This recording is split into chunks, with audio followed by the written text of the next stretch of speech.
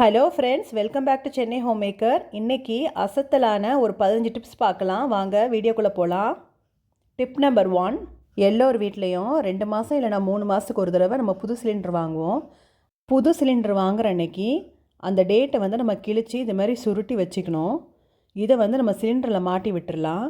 இப்படி பண்ணுறதுனால நம்ம என்றைக்கு சிலிண்டர் வாங்கணும், எப்போ சிலிண்டர் காலியாகும்னு நம்ம ஈஸியாக கண்டுபிடிச்சிடலாம். டிப் நம்பர் 2, ரேஷன் பாம் ஆயிலை வந்து நம்ம நிறைய பேர் யூஸ் பண்ணுறதில்ல. அதில் இருக்க கொழுப்பு சத்தை நீக்கிட்டு நம்ம ஈஸியாக அதை யூஸ் பண்ணலாம். லெமன் சைஸ் புளி எடுத்துக்கோங்க. அதில் லைட்டாக பள்ளமாக ஆக்கிக்கோங்க. ஒரு கைப்பிடி அளவுக்கு கல்லுப்பு எடுத்து அந்த புளிக்குள்ளே வச்சு அதை நல்லா உருண்டை பிடிச்சிடலாம்.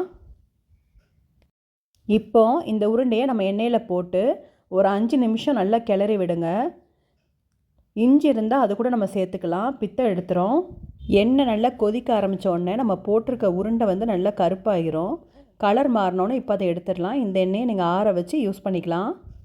டிப் நம்பர் 3, வீட்டில் வந்து ஆம்லேட் போடும்போது மசாலா, உப்பு, முட்டை இது 3 மிக்ஸ் ஆகிறது கொஞ்சம் கஷ்டமாக இருக்கும். அதுக்காக பீட் பண்ணிகிட்டே இருப்போம். அதுக்கு பதில் இந்த டிப்பை நீங்கள் ஃபாலோ பண்ணி பாருங்கள். மசாலாவையும் உப்பையும் சேர்த்துட்டு கொஞ்சோண்டு தண்ணி ஊற்றிக்கோங்க. இப்போது இதில் வெங்காயம், முட்டை போட்டு நல்லா சேர்த்து கலக்குனிங்கன்னா ஈஸியாக மிக்ஸ் ஆயிரும்.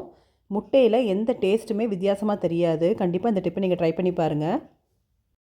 டிப் நம்பர் 4, ஃப்ரிட்ஜு கீழே, வாஷிங் மிஷின் கீழே நம்ம என்ன தான் பெருக்கினாலும் அங்கே இருக்க குப்பையை நம்ம ஈஸியாக எடுக்க முடியாது.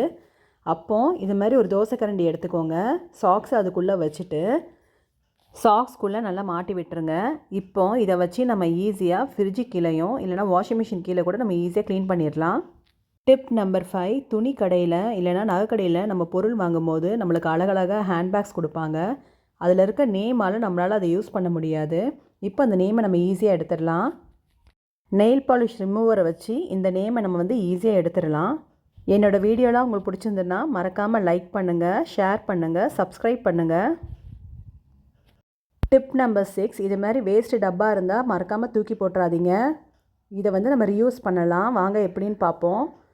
இந்த டப்பாவில் ஒரு ஓட்டை போட்டுக்கலாம். இப்போது நல்ல ஒரு ஹூக்கை வந்து நம்ம பாத்ரூமில் இது மாதிரி தொங்க விட்டுட்டு இந்த டப்பாவை தொங்க விட்டுருவோம். நம்ம குளிக்க போகும்போது நம்ம கழட்டி வைக்கிற கிளிப்பு, ஹேர் பின்னு, பேண்டு அதெல்லாம் இதில் போட்டு வச்சுக்கலாம். துரு பிடிக்காது. நம்ம ஈஸியாக அதை வந்து மறந்தால் கூட எடுத்துக்கலாம் திருப்பியும்.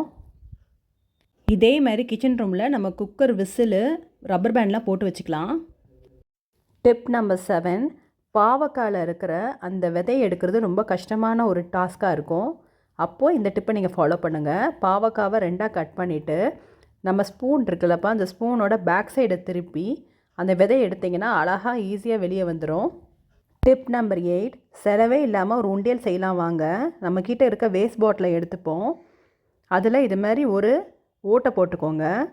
இப்போ இந்த பாட்டிலோட வாய் பகுதியை நெருப்பில் லைட்டாக வாட்டிக்கலாம். அப்போ தான் அது கொஞ்சம் சின்னதாகும். உண்டியல் வந்து ரெடி ஆகிடுச்சு. காசு எடுக்கணுன்னா நம்ம வந்து பாட்டிலை கட் பண்ணால் தான் எடுக்க முடியும். அந்த ஓட்டை வெளியே எடுக்க முடியாது. டிப் நம்பர் 9, எண்ணெய் கொட்டிடுச்சுன்னா அதை துணி வச்சு துடைக்கக்கூடாது. அப்போ இந்த டிப்பை நீங்கள் ஃபாலோ பண்ணுங்கள். ரொம்ப ஈஸியாக எண்ணெயை வந்து க்ளீன் பண்ணிடலாம். நம்மக்கிட்ட இருக்கிற மாவு, எண்ணெய் மாவுனாலும் எடுத்துக்கோங்க. நான் வந்து கோதுமை மாவு எடுத்திருக்கேன். அது எண்ணெய் மேலே தூவிட்டு அப்படியே மிக்ஸ் பண்ணி விட்டிங்கன்னா எண்ணெய் அழகாக வந்துடும். இப்போது நீங்கள் வந்து ஒரு நல்ல ஈரத்துணி வச்சு துடைச்சி எடுத்துடலாம். டிப் நம்பர் 10, வேஸ்ட்டு பிளாஸ்டிக் பாட்டிலை இது மாதிரி ரீயூஸ் பண்ணி பாருங்கள். பாட்டிலை 2ஆக கட் பண்ணிவிட்டு கீழே உள்ள பகுதியில் சைடில் ஒரு 2 ஓட்டை போட்டுக்கோங்க. இந்த 2 ஓட்டை வழியாக கம்பி இருந்துச்சுன்னா அதையும் யூஸ் பண்ணலாம். இல்லைனா கயிறு எடுத்துக்கோங்க. 2 ஓட்டை வழியாக உள்ளேருந்து கெட்டி விட்டுருங்க. பாட்டிலோட அடிப்பகுதியில் இதே மாதிரி கத்தியை சூடு பண்ணி நிறையா ஓட்டை போட்டுக்கலாம்.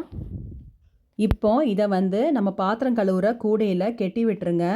சின்ன சின்ன ஸ்பூனு, ஃபோக் ஸ்பூனு இதெல்லாம் வந்து நம்ம அலசி உள்ளே போட்டோன்னா எடுக்கிறது கஷ்டமாக இருக்கும். இந்த பாட்டிலில் போட்டு வச்சிங்கன்னா ஈஸியாக நம்ம எடுத்துக்கலாம். டிப் நம்பர் 11, வாட்டர் பாட்டிலை இது மாதிரி 2ஆக கட் பண்ணிக்கோங்க. அந்த வாட்டர் பாட்டிலை மூடியில் ஒரு ஓட்டை போட்டுடலாம். இப்போ இந்த பாட்டிலை ஒன்றுக்கு மேலே ஒன்று வச்சுட்டு நம்ம பாத்திரம் கழுவும் போது வர வேஸ்ட்டை இதில் ஊற்றி வச்சிட்டிங்கன்னா அது ஈஸியாக நம்ம டிஸ்போஸ் பண்ணிடலாம். டிப் நம்பர் 12, பாட்டிலோட மேல் பகுதியை இது மாதிரி கட் பண்ணி எடுத்துக்கோங்க. இதை வந்து நம்ம எண்ணெய் ஊற்றுற ஃபனலாக நம்ம யூஸ் பண்ணிக்கலாம். டிப் நம்பர் 13, நம்மக்கிட்ட இருக்க ஹேர் கிளிப்பில் அந்த பெயிண்ட் ரிமூவ் ஆகிடுச்சுன்னா நம்ம அதை யூஸ் பண்ண மாட்டோம், தூக்கி போட்டுருவோம். இனிமேல் அது மாதிரி செய்யாதீங்க. நம்மக்கிட்ட ஐலைனர் இருக்கும்ல, அதை எடுத்துக்கோங்க. அதை வந்து மேலே பெயிண்ட் மாதிரி அடித்து விட்டுட்டிங்கன்னா சூப்பராக புதுசு மாதிரி ஆயிரும். பிளாக் கலர் நெயில் பாலிஷ் கூட இதுக்கு நம்ம யூஸ் பண்ணிக்கலாம். டிப் நம்பர் 14, நம்மக்கிட்ட இருக்க வேஸ்ட் பென் கேப்போட மூடியை எடுத்து துணிக்காய போடுற கிளிப்பை நம்ம யூஸ் பண்ணிக்கலாம். வீடியோலாம் பிடிச்சதுன்னா மறக்காமல் லைக் பண்ணுங்கள். டிப் நம்பர் 15, சில டைம் வந்து நம்ம சின்ன சைஸ் பேங்கில் போட்டுருவோம். அப்போ அதை கழட்ட ரொம்ப கஷ்டப்படுவோம். அப்போ இந்த டிப்பை நீங்கள் ஃபாலோ பண்ணி பாருங்கள். ஒரு பிளாஸ்டிக் கவரை அந்த பேங்குக்குள்ளே விட்டுட்டு அதை இப்படி வச்சு நீங்கள் ஈஸியாக எடுத்துடலாம்.